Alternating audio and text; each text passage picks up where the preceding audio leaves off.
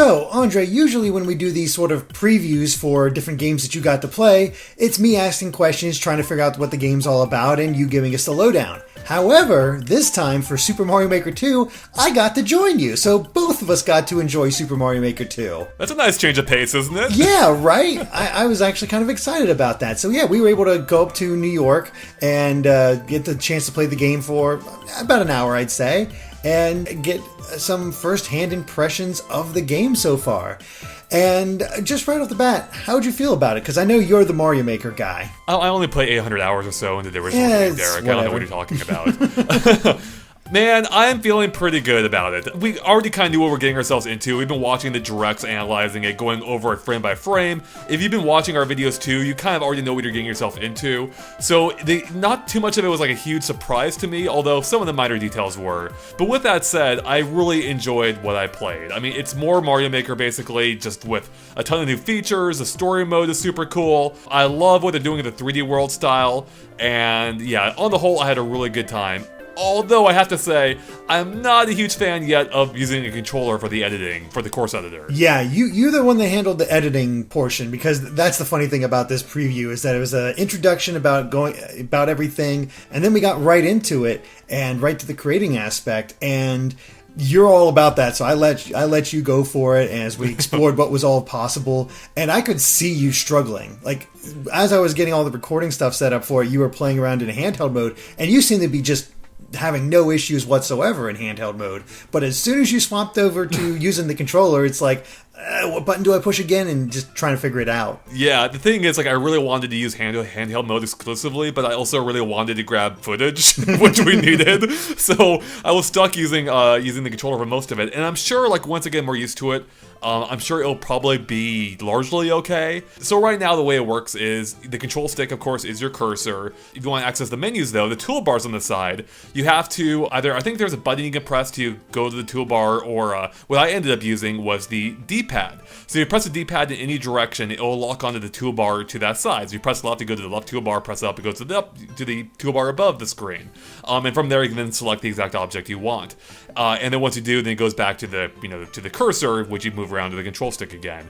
And then if you want to pull Mario to the cursor, you can with another button press. I think it was X. And then you also have the quick access panel, which when you highlight an enemy for a few seconds, it'll pop that up now, giving you those instant access tools, which is available in either mode, of course, handheld or when using the controller. So that, I mean, it works well, but it didn't quite feel right using the controller to like access those toolbars. Like that's the main issue I had, was getting to the toolbars, which was easier, and then getting off the toolbars was something I found a little bit more difficult. Especially when I didn't select an object ahead of time, and that may have been where I was going wrong, where I just wanted to go back to the cursor and I wasn't able to figure out how to do that consistently, and that's what kind of kept tripping me up. But even once you start to get that down, you still have the process of like having to manually, scroll through the individual objects to get to the one you want, which isn't nearly as quick or intuitive as just tapping on it with a touchscreen. So yeah, that's a little bit problematic, where if you want to play on the TV, the controls just straight up aren't as good as playing in handheld form, which is a bit of a bummer coming from the Wii U, where you can play on both the TV and the gamepad. Well, I can't believe I'm praising the Wii U or something. Exactly. And actually, we did find out that stylus that serves as a pre-order bonus in both Europe and Japan is not being done in the States, which is kind of a bummer, because I can see that being pretty useful for you. Definitely. I mean, at least you should still be able to use most any capacitive stylus for it, but even then, it should just come with one, I think. Yeah, it seems like it'd be a good idea, but it's just the way it goes. I mean, I have a feeling once you have a little bit more time to grasp the controls, realize where you're going, I feel like you'll be pretty quick when it comes to a lot of this stuff, especially when we're not in a rush to get try everything and try to figure it all out. That's the thing. We went in there with a massive list of things to try out. We had all these ideas for videos we wanted to do, and we had barely 10 minutes with the editor, which sucked, especially when I'm trying to get used to the controls, and we're under this time pressure of trying to test as much as we want. So I apologize ahead of time for the gameplay in our course editor. It literally looks like I have no idea what I'm doing. But we did discover a few cool things, which we'll have a whole video on, by the way. 10 things we discovered in Mario Maker, I think, is what we're calling it, or something. Right. We'll go into some of the finer details. But yeah, what I saw, I liked. and especially as it applies to the car, which is a lot of fun. Both playing around with it in the editor and driving it myself, and also seeing what Bowser is capable of, or Meowser more specifically, because he did some things I was surprised by, which again we have gameplay of. But like there's one part where he flies into the background, which I did not expect. So like he flies into the background, shoots fireballs at you, then comes back to the foreground, and like it's that kind of like 3D interplay in the 3D world style that makes me love it so much, and I really can't wait to play even more with it when we get the final game in. Oh yeah, it's kind of no wonder that 3D world is separated from everything else, because it is massively different. You can't even have Bowser in his normal form in this game. It's always Meowser. Right. In 3D style. Yeah, in 3D world style. So yeah, it's just very interesting in that regard, and all the different changes. It does feel like, yeah, they'd have to rework a lot of things to make it unique, and I can see both arguments, but I do kind of like what it brings to the table and how it is sort of treated as its own unique thing. Out of curiosity, do you prefer the new thing where you just tap on a object and you can see everything you can do with it, or did you like shaking each object in order to get what you wanted? Oh man, that's tough. I mean, as one who would sometimes forget what all you could shake in the original game, and like, especially going back to after like a year, like I literally forgot some objects existed. I like the fact that everything is easily accessible now via the quick access panel. Just straight up shows you what's all there. The downside is that it kind of seems to come at the expense of experimentation. Like, it was fun in the original game to see, what was compatible with what other objects and what effect that would have. Of course, you still have the effect mystery here, but now it's, now that everything's kind of laid out for you, it's not quite as fun to play around with it, at least in my brief experience, Mm-hmm. I think a good middle ground would have been is if they unlocked those quick access options once you discovered, what each one did by shaking it or throwing a mushroom onto something, for instance, but I'm kind of nitpicking here. It's really not that big of a deal, especially coming from Super Mario Maker now. Like, we already kind of know what we're in for, so it kind of makes sense to have everything out there. Right, so. And that is one thing they confirmed during this, is that everything is unlocked. Well, almost everything. There's a few things that need to be unlocked, but all the essentials are right there. There's a lot more variety starting out than what you had in the original Super Mario Maker. Thank God, because when we got the Mario Maker review copy in, it was done on a real-time basis. Like, you would unlock stuff day by day over what I believe was like 10 days, maybe a week. It was a long time. I just ended up fast-forwarding the clock on the Wii U because I'm not sitting around for 10 days too before I can play around with everything. They did release a day one update that largely addressed that, where they just really truncated the amount of time it took, I think down to like maybe an hour or so. But I'm glad they're largely just doing away with that entirely. Like, we know what we're getting into now. A lot of people have played Mario Maker, whether on Wii U or 3DS. It makes sense just to give us all of it. We don't need to, like, hand these out piecemeal and let people experiment with these things one-on-one. Just give it to us all. But, as you said, they did very specifically mention almost all unlocked from the beginning. So there are some things in there that we don't know about that will become accessible later on. I'm curious what those are. Yeah, the only taste we got of that unlocking is how the way that you unlock the night themes for each of the stages, or all the different themes, is by putting the moon in. As soon as you put the moon in, you don't even have to make anything with it, and then go back to the main menu. Boom, it's available just to switch to the night theme right away. It's that quick and easy. Yeah, exactly, which is really nice. And I love the moon, by the way. I didn't get to play around with it a whole lot, but I think we did see some stages with it as well. The moon is such a cool addition because it kind of, in a way, doubles the amount of themes you have available, and that you already have a lot of themes across all five different styles. So multiply that by 2, and dang, that's a lot of options to play around with, particularly with the new gameplay options it adds as well. So I am really excited to do more with the moon. And by the way, I obviously can't say much, and luckily I can't because I didn't try it out myself. So once I saw we couldn't check it out, I'm like, oh, I'm not gonna bother with it.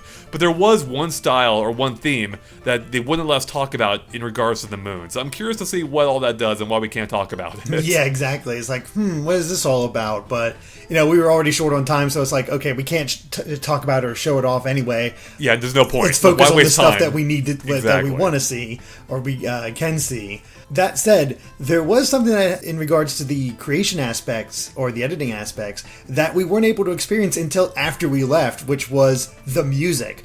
holy crap. Yeah, so in the preview center, like, it was pretty loud, and even when we turned the TV up a little bit, you could still barely hear anything.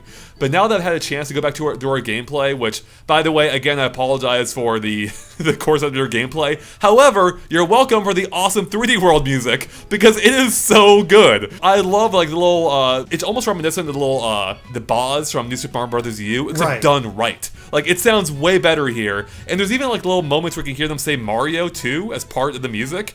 And I just love it. It's just so bouncy and perfect, and I love it. I already like the music in the original Mario Maker for the editor, and this is, like, some next level stuff they got going on here. Yeah, they really did something special with the 3D World editing. I don't know much about the other one styles at this point. I don't only listen to the 3D World stuff, and just that part where you were filling out all the land, and it was just like all connected with the music, and it's like, holy crap, that's good. That was in the original game, right? Where when you added whenever you added something to the environment, it's in tune to the music, like it's at the same pitch or key. I'm not a music guy, but they do the same thing here in 3D World and in Mario Maker 2, and it still sounds great. It really does. So yeah, any other things that you wanted to talk about as far as the editor? No, I mean, I wish there were. Like, again, our time was so limited. I was trying to fit in as much as we could, and looking back at our footage, it's like, wow, I wish I'd managed to fit in even more than we did. But you know, the editor in handheld mode works great. No concerns there at this point.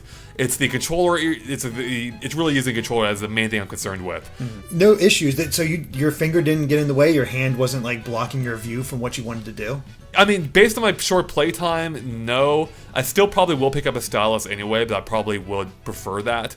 But they designed the interface well enough that it wasn't an issue in the brief amount of time I spent with it. But again, it was a very short amount of time, so we'll see once we get the full game and how exactly that works. But I think I'll probably end up going with a stylus either way. Okay, cool enough. Now let's jump into the story mode, because that was the next thing they shoved us off to, because it was like, all right, time for story, let's do that. And we were able to explore the hub area and just start off right from the beginning, and got a better understanding of exactly how story mode works, which I think your analysis kind of hit on some aspects that seem to be pretty true. Yeah, no, it works pretty much largely as we expected. It's like a 3D hub space you have where you can run around in, you can even jump as well.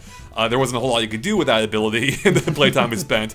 But what I really liked about the story mode, and what we got a better sense of, is the sense of progression there is to this, with how when you're building the castle, which by the way is both based on coins which you invest into the castle, as well as the amount of levels you've beaten. So in the direct we pointed out, or in our analysis we pointed out, how there are little hammer icons which seem to impede your progress, and we now know what those are. Those hammer icons represent how many levels you have to beat before you can continue. So in our case, we went ahead and beat 2 more levels, and then we're able to build up the next part of the castle. And it's when we reached that part that we discovered we were given multiple options in which to build. I think we had like the west wing, the center wing or something, and the east wing. And I think each one had like a different amount of coins required and maybe levels you had to beat. I forget the exact requirements. But yeah, so Nintendo kind of also drove home the point that they were really stressing that every person's experience of story mode is going to be unique. It's going to be their own. And so we weren't able to see what all effects that's going to have, but Nintendo told us it might affect, like I think what characters appear, what levels are available to you as you play through the game. And I'm really curious to see how all that unfolds. Even within our short playtime, we saw how like the NPCs available in the little hub world evolved. Like at one point, like a sleeping toad was introduced who I think or went away. I forget the exact order of events. Mr. Eraser wasn't there from the very beginning. But yeah, so what I really liked is that they really are going all out, it seems, on this story mode, with how there is a sense of progression. It gives you like options of what to do, which is fitting in a game that's all about options. Yeah. And each character you talk to has a list of like levels you can go through in order to get more money, and you want to play these not only to fill in those hammers in order to unlock more of the castle and get it built up, but also to get that money, because you can only earn money really once from each mission. You get that reward. You can go back in and collect the coins that were there before, but to get the most money, you're definitely going to want to just take on new stages at all times. But you are at least rewarded a little bit for replaying stages. And, the stages are pretty good from what we've seen. Each one sort of introduces how a certain element is used and really builds off of that. And it's pretty great for an idea machine. It's like, what can I do with this? Oh, here's a bunch of things you can do with it. And I really appreciate that as someone who struggles a bit with the creation aspect of Mario Maker. Yeah, it's a great idea to learn better what you can do with these objects, or give you some ideas, like kind of kickstart your thought process onto what to create yourself. And I believe, don't quote me on this, but I believe you can even bring up those own levels yourself, I imagine, in the editor to edit them. Again, I don't know for sure, so don't quote me on that one. But I really wouldn't be surprised if that's the case. And yeah, even though the levels like kind of start pretty basic, even early on, there were some that really showed off some of the new elements that really haven't been a part of the Mario games before. Like, I think even the second level was like an on and off block level, which again is something we haven't really seen in Mario before, at least with blocks that you toggle on and off outside of New Super Mario Bros. Deluxe on the Game Boy Color, which was decades ago at this point. And I really can't wait to see, like, you know, if they're already experimenting early on with levels we haven't seen before, I can't wait to see what you would come across a few dozen levels in, especially with us knowing that there's over 100 levels in the game. I'm sure there's some crazy crap there. Particularly with, I'm pretty sure Nintendo's been inspired now by what people have been doing in the original Mario Maker. Because Super Mario Maker on the Wii, you kind of played it safe with the pre-built levels, but I have a feeling that's no longer going to be the case. Training gloves are off, so exactly. Yeah, it's time to really get into it. And yeah, there's some fun stuff. I mean, I think the fourth level you take on features the Angry Sun, so they're just like throwing you right in there. Although I will say the Angry Sun did not seem as aggressive in the New Super Mario Bros. U version. Maybe it's just my memories of that sun being like a nightmare playing it the first time in Super Mario Bros. 3, but he didn't seem quite as aggressive as I remember. I wonder, it might be a few things. One, you're not 5 years old anymore, so hopefully it doesn't terrify you quite as much. Two, the New Super Mario Bros. U son isn't just frightening at all. He's the indifferent son. And three, I wonder if the fact he's on a widescreen display now and he has a wider, like, arc, I wonder if that is affecting how difficult it is. I don't know for sure. In any case, I'm just happy the Angry Sun is back. And one other thing I want to touch on in the story mode is just how some of the dialogue, like the dialogue is pretty cute from what we saw. Like when you're talking to the characters, they have like the typical Nintendo sense of personality, and I like that they're kind of going all out with that for Mario Maker. That there is a proper story mode here. The characters talk. You do have some like dialogue options as you go through it. I snickered a few times throughout it. So, like right off the bat, you talk to Chief Toadette, and she talks about how you need to earn money and all that, and you need to talk to the Taskmaster in order to get your first set of stages. Then you talk to the Taskmaster, and it's like, don't worry, I heard everything you said. I wasn't eavesdropping, but I heard every word. just silly stuff like that. It's exactly really gives it a lot of personality, and I'm looking forward to seeing how much is there, because just by putting the foundation, like saying to Toadette, hey, start the foundation, that gets you to 1%. Once you finish the foundation after completing 2 more stages, it only goes to 3%. So this thing's pretty meaty. It definitely looks to be, and that's really cool. Like, again, I can't speak to the caliber of all the stages, but if they're all at least pretty decent, you effectively have an entire single-player Mario game right there. Like, right there as part of Mario Maker, as part of a game with infinite levels that you can download and create yourself. Like, that's really cool. So, this might just be a game worth it just for those levels alone. And then the fact that there's infinite on top of that is pretty remarkable. Yeah, exactly. And I gotta say, like, just seeing, like, I was watching the B-roll footage they sent us, and it'll be on on the discussion as well. Seeing all of it and how these stages are created, it's pretty impressive how, like, they've worked within the limitations to create these levels that feel like legit levels from the Mario Brothers series. I know you used a lot of tricks in your creation, but it just seems so much more naturally flowing that you could like hide those seams that you weren't always able to do. Yeah, no, I'm stoked for some of the new options here. Like, I wasn't able to play around with them all myself, but like I legitimately think the stop scroll feature is killer. Like that, I mean, a killer feature. Because like that, the lack of that killed me so much in the original game, where I had to add buffer around all these little sub areas I had, which reduced the amount of space I had to work with probably close to half at times. Like, if you go to my Breath of the Wild stage, like the way I constructed that was a nightmare. So yeah, like I'm just really excited for some of these like quality of life features that they're adding to make my life a little bit easier.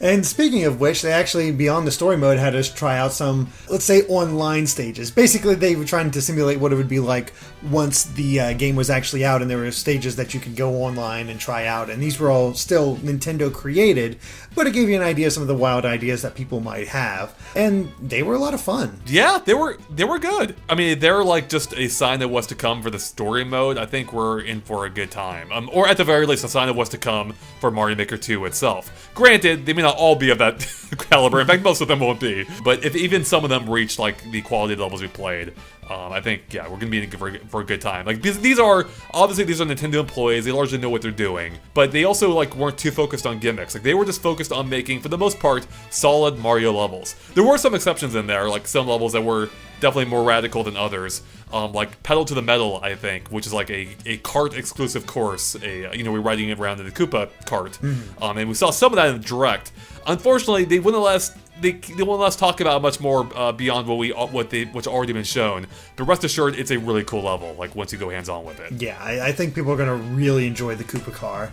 It's just naturally fun and lots of possibilities there. And I think that's what the whole design of these online, like letting us see these online stages is. It's just, here's the possibilities, and your mind just immediately starts like turning and thinking like, oh man, I could do this or I could do this, and it's just really cool and really satisfying.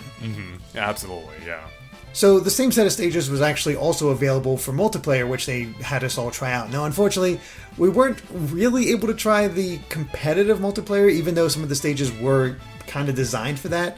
But unfortunately, whenever you play on the same screen, you're really kind of stuck in co-op because you can't get ahead like before. It sort of works like New Super Mario Bros. U in that sense, which is a bit unfortunate. Well, it's as much co-op. It's only as much co-op, Derek, as you want to make it. Oh, I know you killed your teammates constantly. Yeah, I'm all about screwing with people, and I think that might be like I had a really good time playing multiplayer in this, even in so-called co-op mode, because I think part of why I enjoyed this more than say New Super Mario Bros. U in my short playtime here is the fact that I know we weren't working toward like some long-term goal and like trying to make it to the end of the game. These are just one-off levels, and in that sense, anything goes. And it was pretty fun in that there are times when we had to work together in order to continue, at which point I could start messing around with people again. But like, one of the stages we played, I think we had to collect 100 coins in order to make the goal appear at the end. Like it was one of the new goal conditions, which is something else I love. And we were racking our brain as to where those last two coins were, or maybe. Actually, you might be playing that level. Yeah, I was playing that level. We had found them all, but there was one left, and we were like, oh, and then they finally told us, like, hey, it's in the blocks down below, or in the crates down below that were, being patrolled by the big fish. I forget what those guys were called. Porcupuffer, that's it. So yeah, you're trying to get to those crates, but all these porcupuffers are going around, and because you're whether intentionally or not screwing with each other constantly, you're not always able to fight them. Yeah, exactly. In another stage, we're riding one of those new tilting platforms along a precarious track positioned above the water, like trying to avoid enemies and like Chiefs jumping at you, and like everyone's like causing the platform to tilt in a slightly different way, or if by slightly I mean a pretty big different way. And it's just kind of chaotic. Again, I think almost works better in these like one-off levels than as a true like single player or as a true like Mario campaign. Yeah, absolutely. It's immediately fun, and you have that competitive spirit. And they had a stage there I really wish we could have played competitively, because it's completely designed that way, where you're just trying to get to the end. And it's a vertical stage where you're just going up and trying to get through all these things. And there's these parts where they're blocking the door to go forward by all of these spinies that are stacked up, and you have to clear them out with Koopa shells that come down from below. So you're kind of working together to get through them, but you also want to get through it the quickest so you can get through the door and get to the next section. There's a lot of fun competitive elements there that you can just naturally put in. Yeah, I'm looking at that now, and it is just kind of chaos as you're trying to get through the door and work your way to the end. But I think that kind of brings up one point I'm a little bit concerned about. Now, again, we didn't play versus mode ourselves, so I'm not 100% sure on this. But I'm pretty sure, based on what we have seen, the way versus mode works is, with everyone being on their own Switch, you have free range, which I like. You can move wherever you want. However, I think the goal is simply just to get to the goal, just to get to the end. And as we kind of saw, even in co-op mode, it doesn't matter, like if you have a goal condition set, it doesn't matter who fulfills it. The goal appears regardless for everyone, and it just comes down to whoever touches it. And so like as we saw in that one level where we're trying to get through the door and then eventually to a warp pipe, it's like whoever gets to the final warp pipe first, you already know how the level is going to end. They're going to make it to the flag first. This is right after the warp pipe.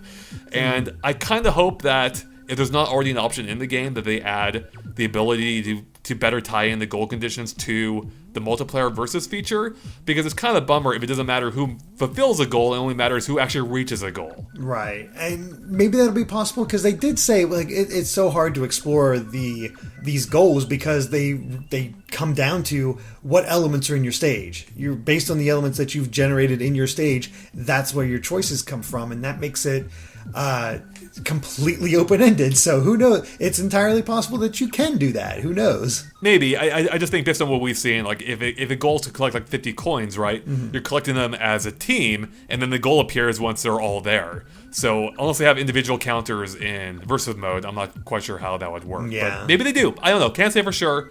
I just hope that ends up being there at some point if it's not there already. Maybe. But yeah, by that point, we were kind of done. They were kicking us out. So yeah, that was pretty much all we got to play with in terms of this Super Mario Maker 2 preview event. But what'd you think of it? Like in the end, I know you said you had a lot of fun, but after all of this, like, can you wait to get the game? I can, man. I'm really excited for this. Like, I was a big fan of the original Mario Maker. The only thing holding it back for me were there were some areas that I thought they could improve in, and like maybe having a few more objects, a few more quality of life features. And Super Mario Maker 2 is doing almost everything I wanted of the original game, and more in some respects. So I am stoked. Even if I think probably a little bit of the magic is gone since the original Mario Maker really was something new and something special.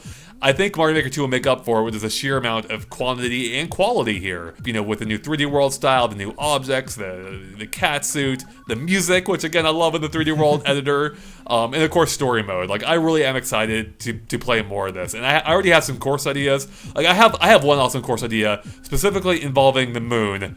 In the Super Mario World style. I really hope no one beats me too, because I want to do it, and I think it'll work. Yeah. So, I mean, we'll see. I mean, it's entirely possible. I think that'd be cool to see. And that's the thing is, like, if they only went for sort of a modest upgrade and just focused more on the creation aspect and kind of called it a day there for Mario Maker 2, I'd still pick it up because of, you know, work, but on my own I'm like maybe not, hard to say. But with all the new gameplay elements, the co-op, the story modes, it's just like there's plenty here as well for people who just want to play this levels and not make the levels. And I like how they balance the two. I really do. So do you think you'll pick it up this time then, or? Oh, I got the original, but yeah, I'll definitely get this one as well.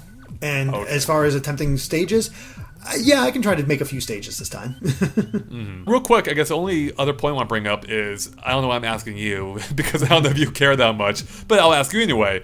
How do you feel about the lack of amiibo in this game? Because we asked Nintendo, according to them, amiibo are not here, which also means the mystery mushroom costumes aren't here.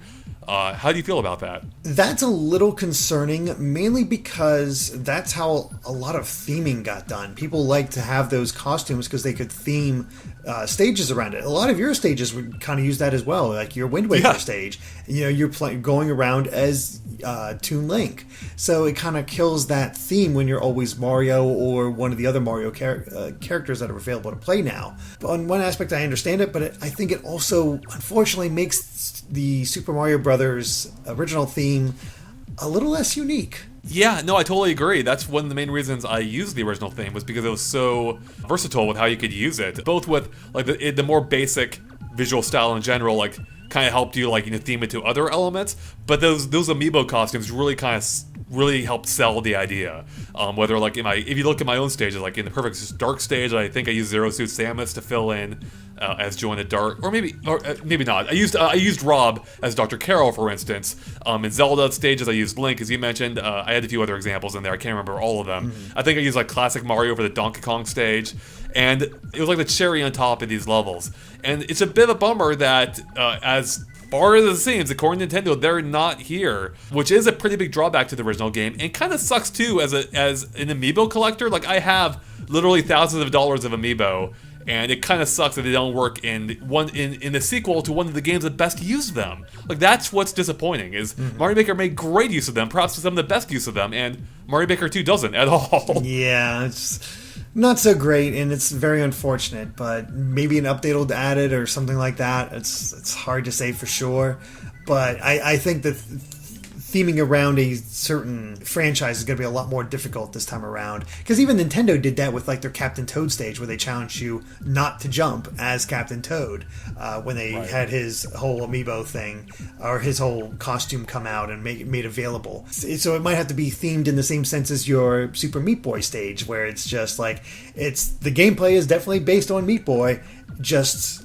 featuring Mario. It's such a kind of bummer too, because I think those costumes would pair so well with the new gold conditions or clear conditions. Because you mentioned Captain Toad, there's probably, I forget if I already saw it, but there's probably a condition in there where you have to be at a level without jumping. And that's right up Captain Toad's alley. Exactly. That's what he does. If Captain Toad does one thing, it's not doing something, and that's jumping. Exactly.